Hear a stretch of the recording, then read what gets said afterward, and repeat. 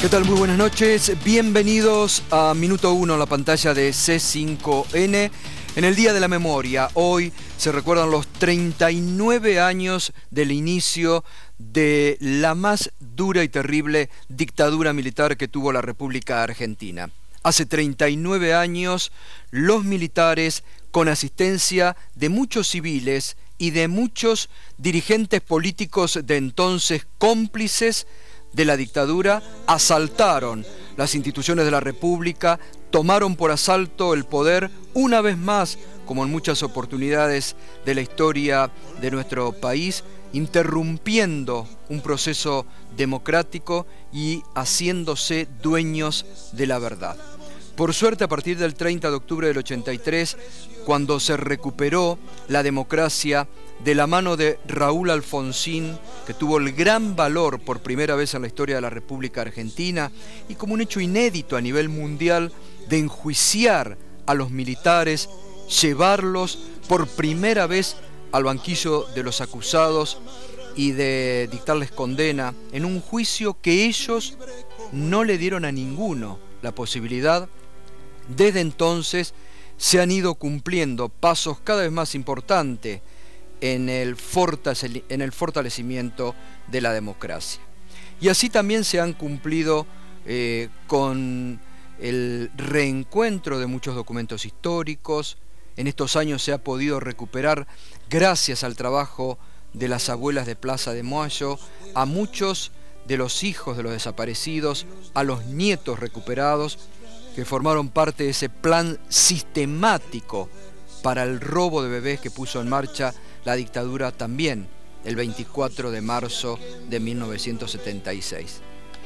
Y lejos de aquietarse, como muchos quieren, la memoria vuelve cada tanto y cada vez van apareciendo, también gracias a los juicios de la verdad que se realizan a lo largo y a lo ancho de la República Argentina, nuevos testimonios de lo que fue la persecución de la dictadura, no solamente sobre civiles, sino también sobre grupos económicos. El año pasado, por ejemplo, fue el hallazgo de las actas secretas de la dictadura, que están condensadas en 5 libros similares a este que tengo hoy. Y hoy vamos a mostrar el acta número 14 de la dictadura militar, donde, recordemos, la dictadura militar estaba integrada por el jefe del ejército, de la Fuerza Armada, de la Fuerza Aérea y de la Armada. En el acta 14 se habla pura y exclusivamente, en reunión de la Junta Militar de diciembre del 76, de papel prensa y de los propósitos que la Junta tenía para apropiarse de papel prensa. En ese acta y en apéndices que ocupan varias páginas, todos estos son apéndices que hablan de cómo la dictadura trabajaba para apropiarse de papel prensa. Y hoy por primera vez vamos a revelar un libro que realmente es tenebroso leerlo. Leer este libro es volver al horror de lo que se vivió en la dictadura. El poder en la sombra, el affair Greiber. ¿Sabe quién lo hizo este libro? En el año 83, a pocos meses de haber asomado la democracia. ¿Sabe quién lo escribió? Ramón Camps, el ex jefe de la bonaerense, siniestro, que comandó con mano dura y con la picana en la mano. Él llevaba adelante los interrogatorios y él en este libro da cuenta, y hoy vamos a revelar aquí, y va a formar parte seguramente de la justicia. Él en este libro cuenta cómo se persiguió desde la dictadura, desde los más altos a los Greiber, cómo se comenzó a secuestrar a cada uno de los integrantes. Él lo relata en primera persona. ¿Sabe cómo comienza este libro? Mire la dedicatoria. Esto lo acercó, ahora le voy a contar. Dice Camps, el 4 de junio de 1983, No me arrepiento de haber derrotado a la subversión. Por eso escribí este libro.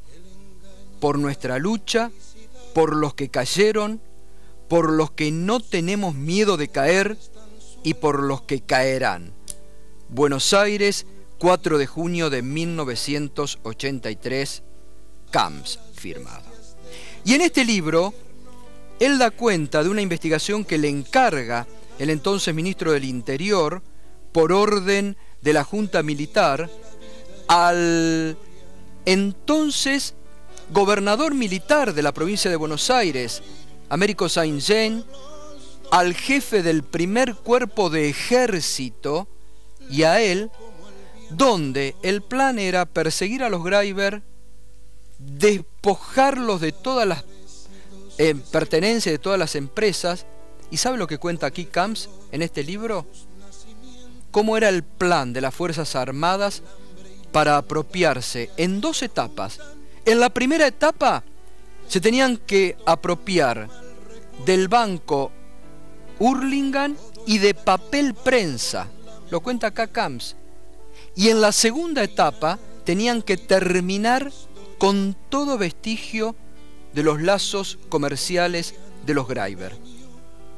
Porque las Fuerzas Armadas sostenían que los Greiber financiaban a los montoneros.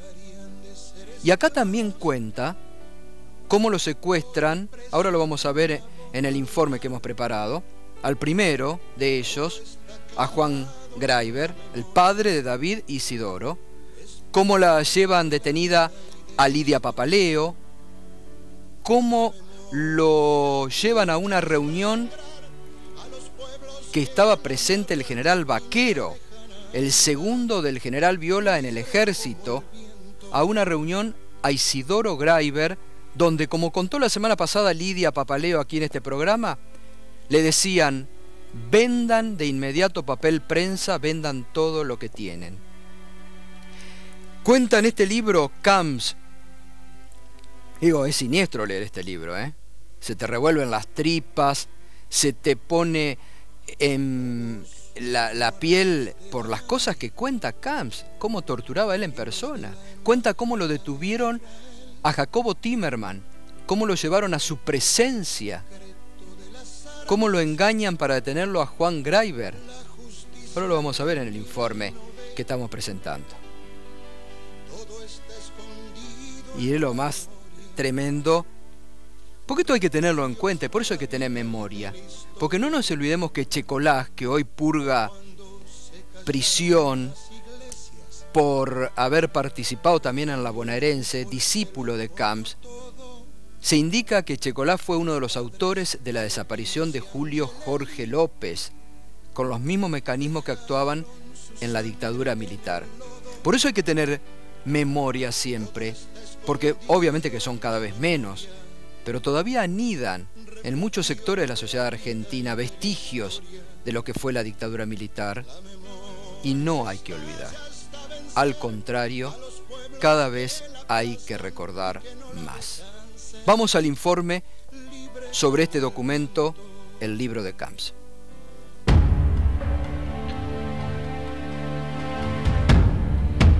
El monopolio de los medios ha manejado la historia de nuestro país los últimos 30 años. A los 2 meses de llegar ya empezaron a hostigarnos abiertamente. ¿Cómo los hostigaban? Publicando todos los días algo cada vez más alarmante. Yo me acuerdo que empezamos con que mi marido era banquero y terminamos con que ya no sé qué más le iban a inventar.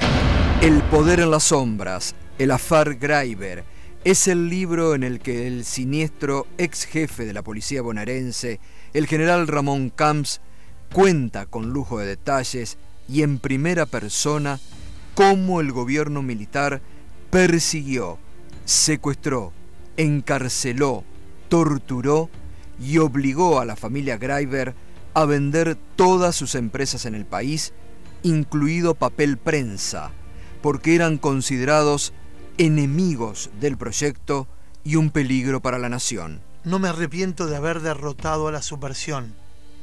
Por eso escribí este libro, por nuestra lucha, por los que cayeron, por los que no tienen miedo de caer y por los que caerán. Buenos Aires, 4 de junio de 1983. Ramón Camps.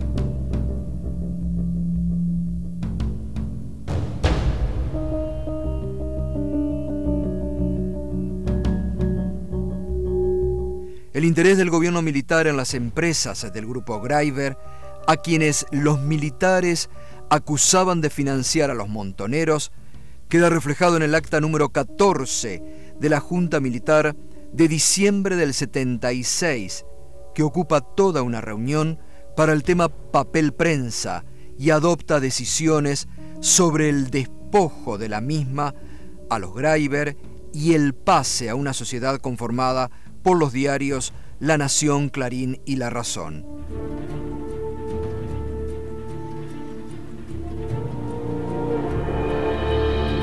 La presión de los diarios no solo es en conseguir el poder, es en lo que la gente repite, porque la gente no sabe, lo leyó en el diario, cree que es cierto esto.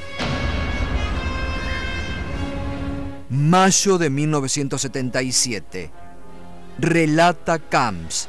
Mi coronel, ¿todavía tiene interés en los Greiber? Sí, por supuesto.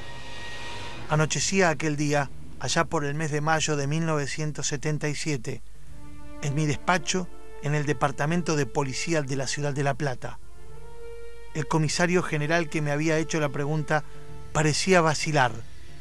Yo sé dónde puedo encontrar a Juan Greiber. ¿Quiere que lo detenga? Hágalo enseguida. En el diario La Nación, donde antiguamente se hacían todas las reuniones, según me enteraba ahora cuando escucho los programas de estos, de ustedes, nos llevan a un lugar muy grande y ahí nos separan, como ya lo he dicho muchas veces, y me ponen a mí en una mesa muy, muy grande, yo me quedo sentada y viene un señor, se para al lado mío y me dice que debo firmar o corre peligro la vida mía y de mi hija. Obviamente, esta persona era el contador Mañeto.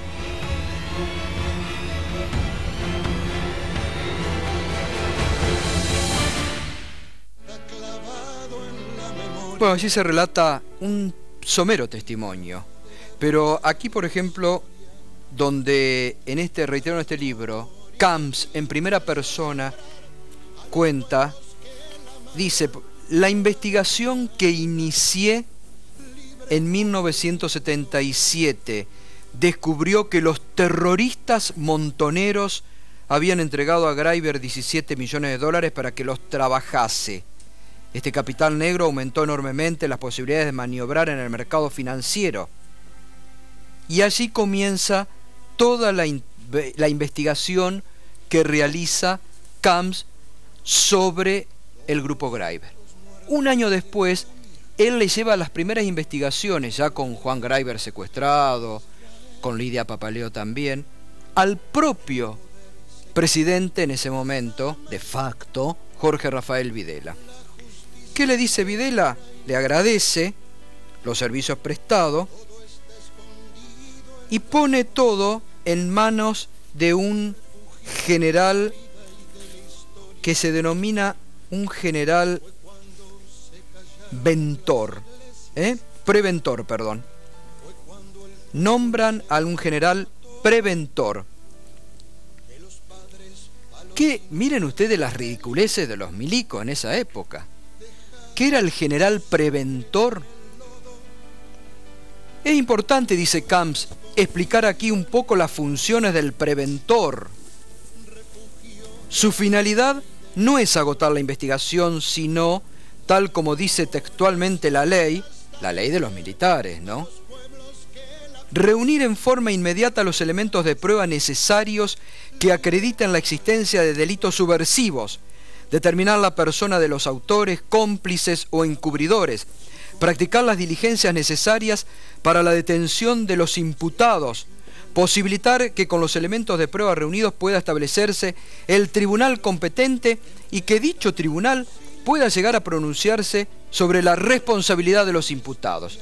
Este general preventor hace la persecución sobre los Greiber amigos, sobre Jacobo Timerman, a quien detienen porque era amigo de los Greiber, y donde también llevan en un momento a Isidoro Graiber a una reunión, lo relata en la página 176, dice Camps, primera voz, Isidoro Graiber.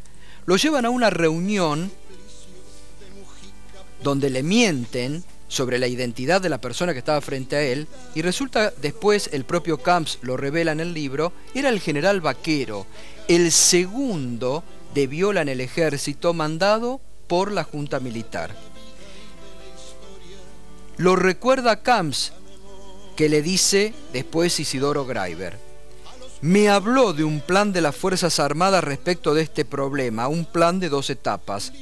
La etapa primera consistía en permitir la venta de los paquetes accionarios del Banco Comercial, del de Hurlingham y de papel prensa. Y ya había sido cumplido. La etapa 2 comenzaba en esos momentos y consistía en la desaparición del grupo de todos los círculos financieros y comerciales. Y después termina diciendo, el propio Camps cuenta, que toda la documentación fue llevada a la Junta Militar y que la Junta Militar fue la que definió, como le mostrábamos recién en ese acta número 14 de la Junta sobre el futuro de papel, prensa y de todos los Graiber. En el edificio Libertador, sede del Comando en Jefe del Ejército, se realizó el 19 de abril de 1977, pocos días después de empezar la investigación, una conferencia de prensa en la que hablaron con la mesura que se imponía por no estar terminadas las actuaciones los generales Jáuregui, Martínez y Viola. Después tomó la palabra el comandante en jefe del Ejército y presidente de la Nación, teniente general Jorge Rafael Videla. Y después el propio Camps muestra los croquis que él había hecho. Miren, que a su entender era la vinculación del grupo Graiber Montonero, donde también lo pone a Helbar, donde los pone, porque dice que Helbar era el mentor, el nexo, donde lo pone a David Graiber, donde pone intermediarios, donde los pone también allí a Lidia Papaleo, entre las personas que iban a ser después detenidas, ¿no? Habla del capital inicial de 12 millones de dólares, según Camps. Silvia Fanjul, Lidia, todos eran colaboradores de la familia. Después hace un croquis también sobre las empresas, ahí está, los bienes del grupo Graiber.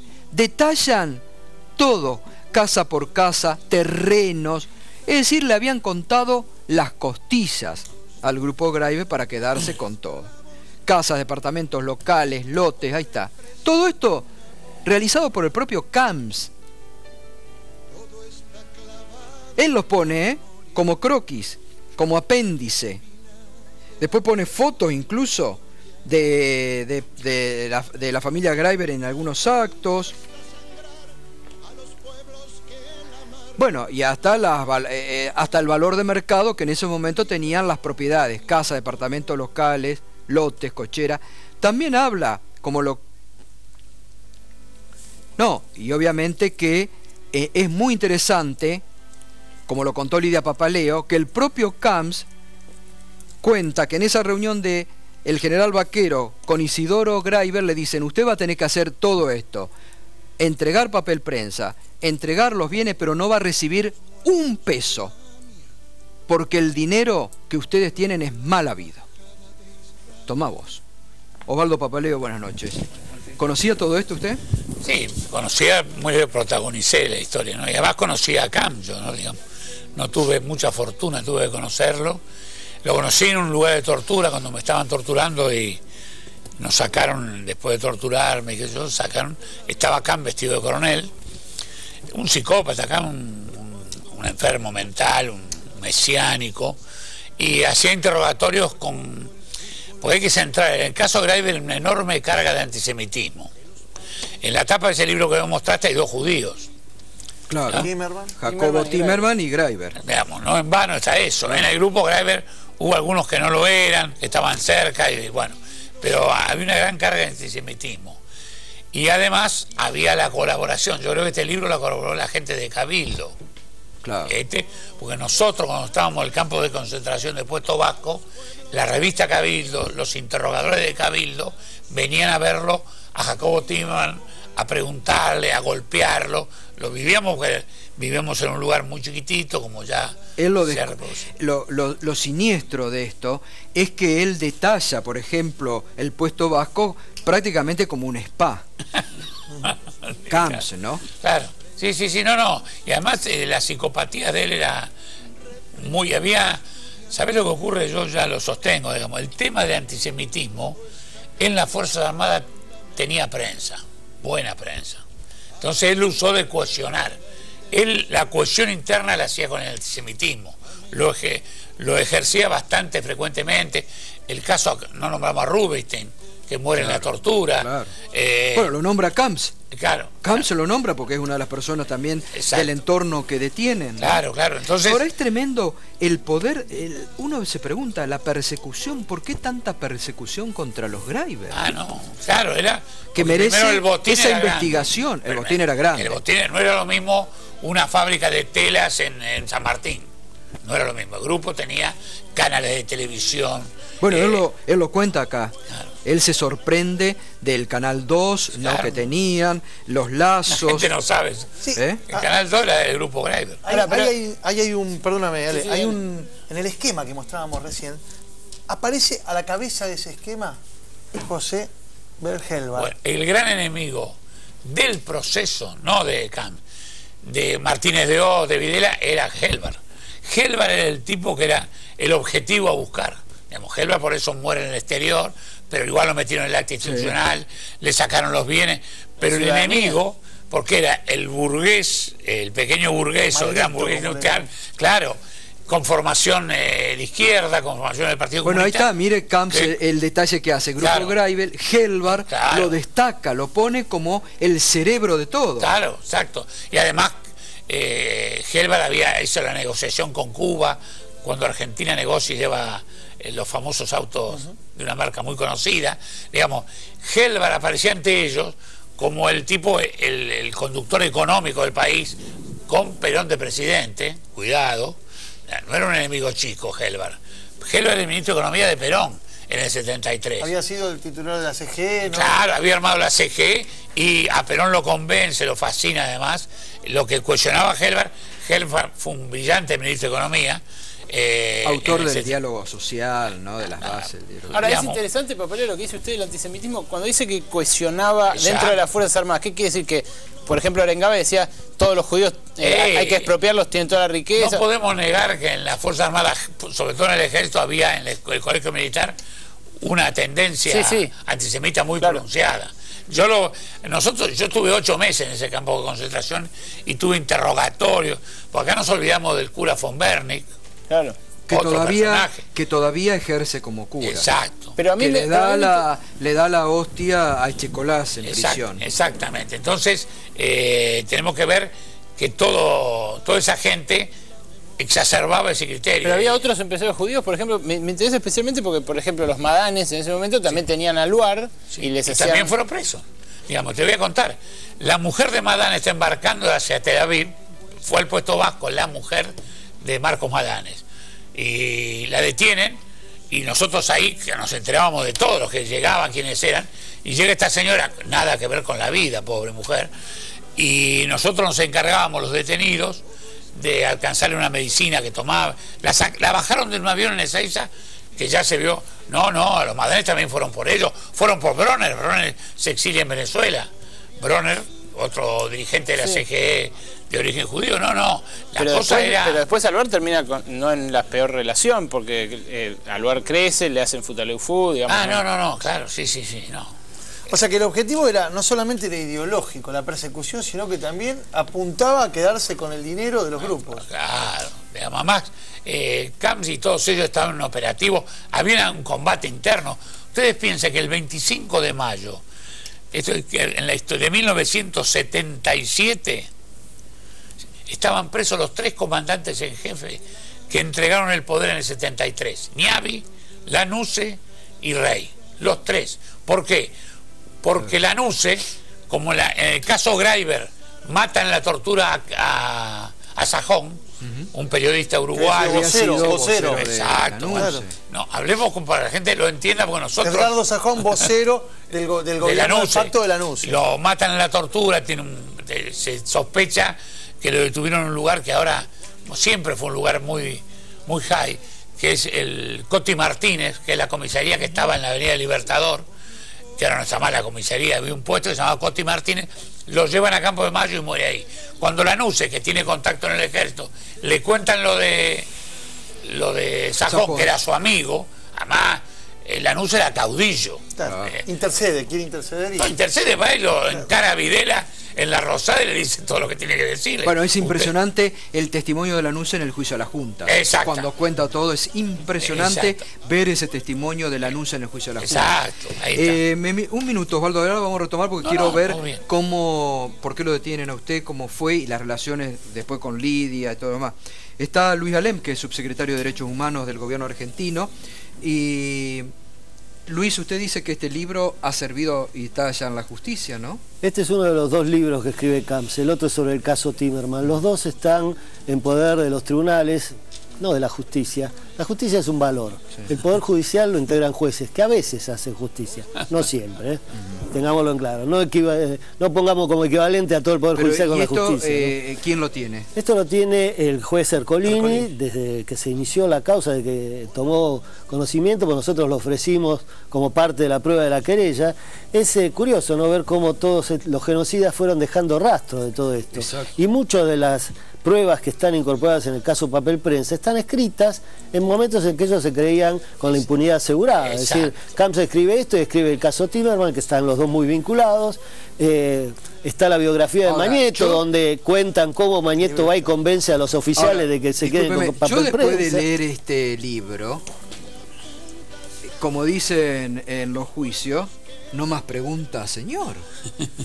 ¿No? Confesión de parte, ¿no? Claro, porque es tremendo como describen todo acá en este libro. Bueno, lo que hacen ellos es secuestrar al grupo después de que se produce ya la sesión. Es decir, hay distintas etapas en Papel Prensa. La primera empieza en agosto con la muerte de David Driver. A partir de ahí los diarios empiezan una campaña identificando al grupo con la subversión y sobre todo con José Bergelbart, que ya había sido privado de su ciudadanía, que ya estaba incluido en el acta de responsabilidad y que ya estaba en el exilio donde finalmente muere, ¿no?, al poco tiempo.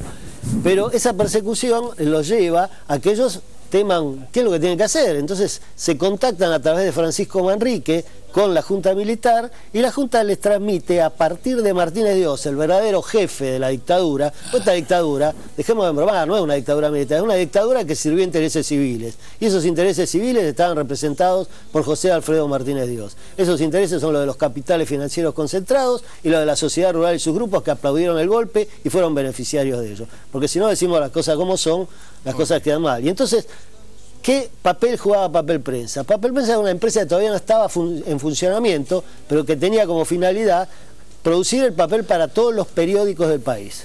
Bueno, ¿qué era lo que le interesaba a la Junta? Que a partir de ahí controlaba a todos los medios. Hace un acuerdo con los 3 diarios, con La Nación, Clarín y La Razón, les entregan Papel Prensa y a cambio de eso los diarios se transforman en sus propagandistas, controlan toda la prensa y siguen haciendo un gran negocio, ¿no? Mire lo que vamos a recordarle, porque estaba, por ejemplo, en la página 123 del libro Camps, hablando sobre Papel Prensa, lo que usted cuenta, Alén, hace la historia. Pero la jugada más importante en este aspecto fue el intento de dominar Papel Prensa, sociedad anónima, enorme complejo situado en San Pedro, provincia de Buenos Aires, cuyo objetivo era producir la mayor parte del papel para diario que se consumía en el país. Esta empresa, dice Camps y los militares, esta empresa clave que permitiría ejercer presiones sobre prácticamente toda la prensa del país. Exacto. Ellos sabían de que esa estaba es la herramienta, ¿no? Que la usara después. Lo tenían absolutamente claro. Y dice que los Greiber, dice, fracasaron en este intento por razones técnicas de producción y por la presión ejercida por poderosos grupos económicos. Dice el propio Camps. Sí, no. Porque además ellos, como a David Greiber en Papel Prensa lo introduce Helbart, una de las grandes culpas de Helbart era haber ideado eso y no dárselo ya en aquel momento a Clarín, a La Nación, a La Razón. Pero hay más. En un primer momento la intención era generalizar el tema de papel prensa en un porcentaje grande con los diarios del interior.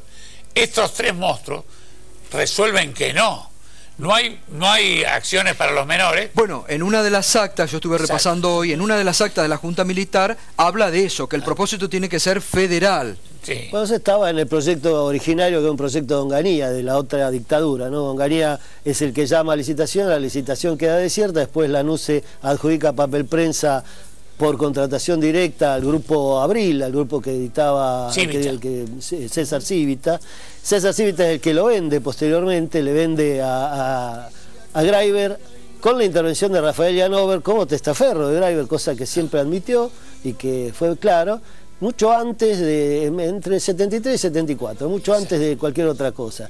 Los diarios se habían constituido en el 74, FAPEL, Clarín, La Nación y La Razón, que era una empresa que nunca tuvo ninguna actividad comercial hasta que compra papel prensa en el 76. Es decir, ¿lo estaban preparando? Claro, lógico. Claro. Se querían quedar con eso porque ellos sabían que a partir de eso... Pregúntese cómo Clarín hoy controla el 75% de los medios gráficos del país. ¿Cómo se quedó con La Voz del Interior, en Córdoba, con Los Andes en Mendoza y con tantos... Controlando el insumo principal. Controlando el papel, es decir, te vendo a este precio. Es algo que, igual con el correr del tiempo, digo, yo trabajé en crítica, por ejemplo, y ahí lo denunciaba Jorge Lanata sistemáticamente. En otras épocas. En otras épocas.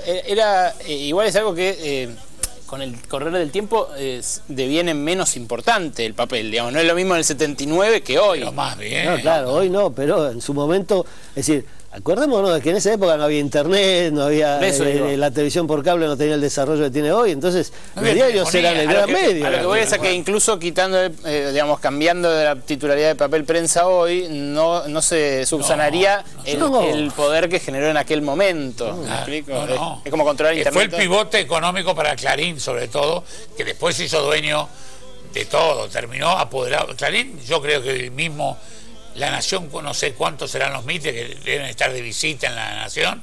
Bueno, y eso... cuánto es Aguirre y está Clarín. Pero es fácil, a ver, el hermano de Noble se casó con una Mitre. Claro. La hija se llama Noble Mitre, se casa con Saguier y son los que controlan a La Nación, así que es un negocio casi familiar.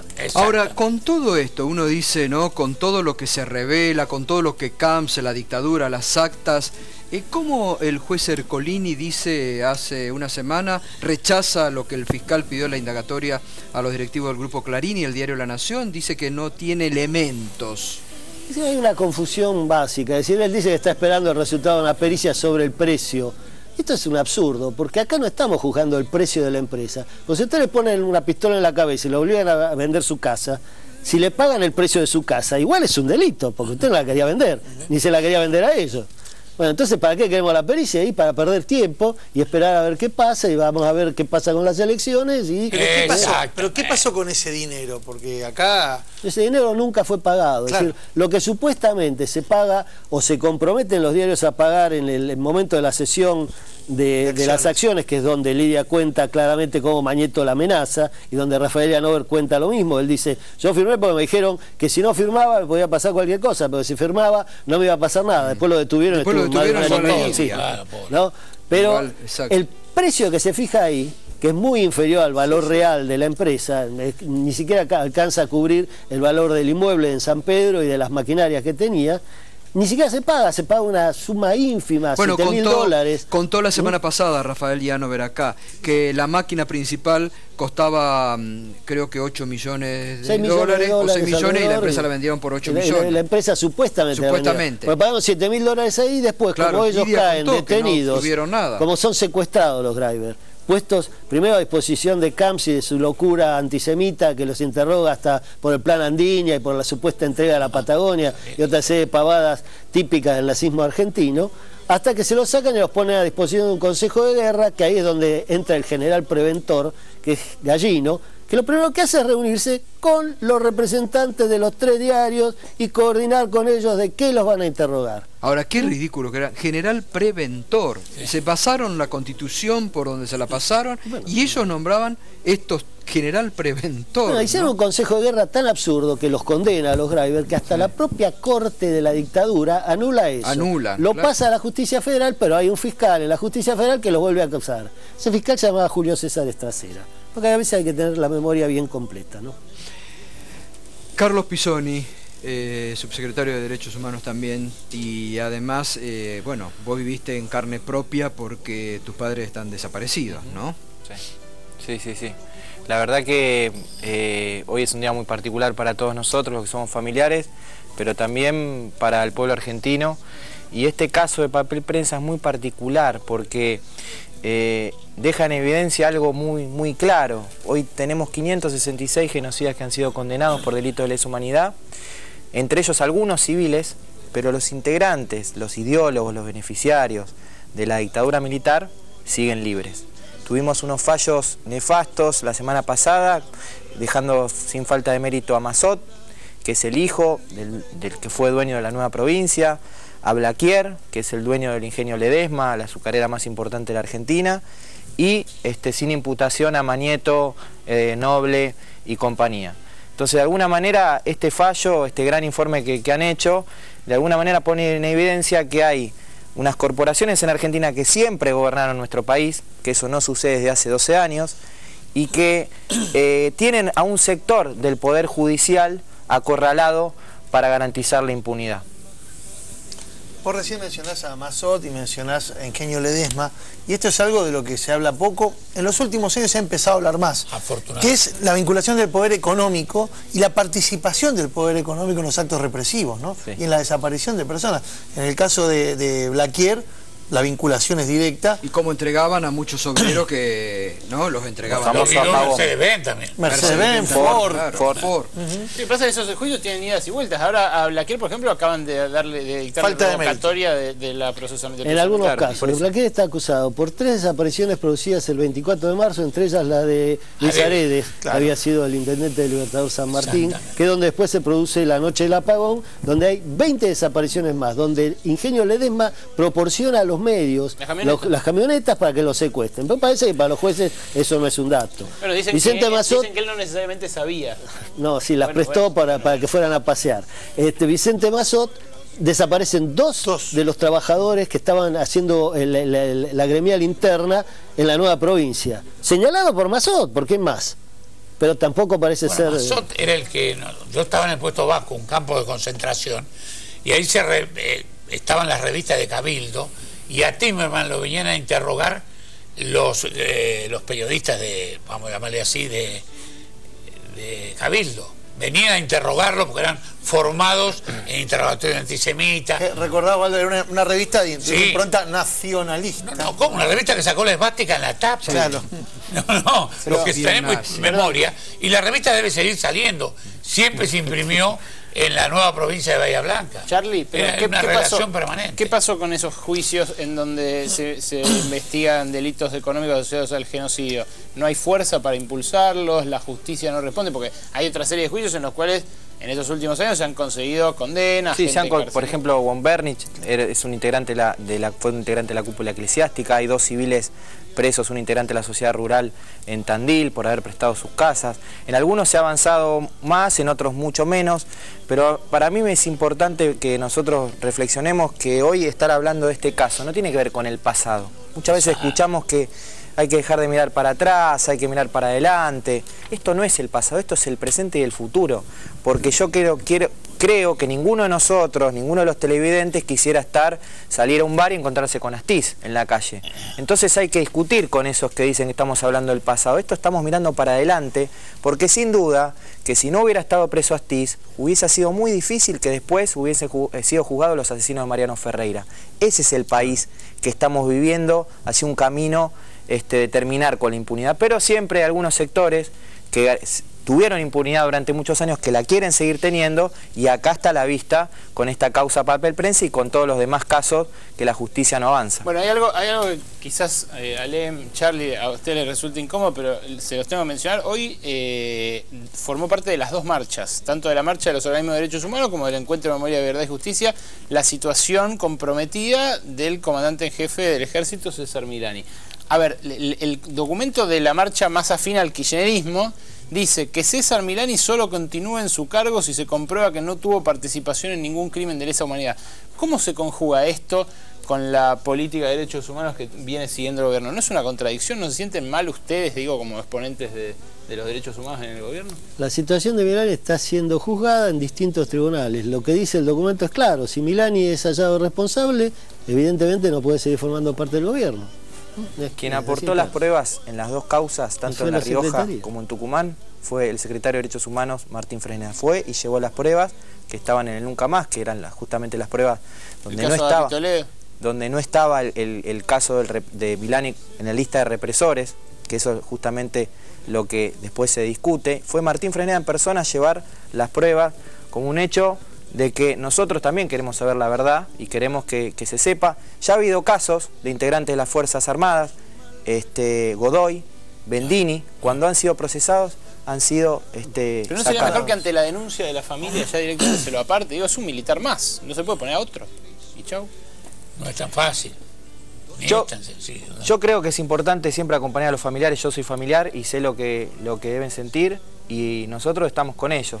Ahora, es un caso que, como bien vos decís en el documento, hay un poder judicial que tiene que decidir sobre su inocencia o no.